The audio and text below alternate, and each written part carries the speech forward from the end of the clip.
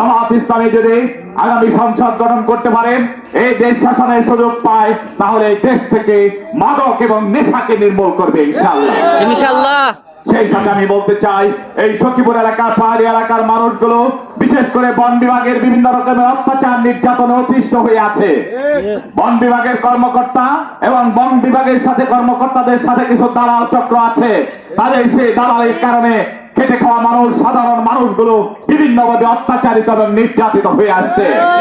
জামাত ইসলামী যদি সরকার গঠন করে, জামাত ইসলামী যদি দাঁড়িপাল্লা প্রতীকে ভাষায় সখীপুরে যদি বিজয় হয়, ইনশাআল্লাহ এই বন বিভাগের দৌরাত্ম থেকে, বন বিভাগের অত্যাচার থেকে, বন বিভাগের দালালদের থেকে এই সখীপুরকে রক্ষা করা হবে ইনশাআল্লাহ। এই সাথে এদেশের মানুষ যেন নিশ্চিন্তে ঘুমাতে পারে, নিশ্চিন্তে যার যার কথা বলতে পারে, যার যার অধিকার সে যেন ফিরে পায়, এই জন্য জামাত ইসলামের পক্ষ থেকে আমরা আমাদের সেই ভূমিকা পালন করবো ইনশাআল্লাহ।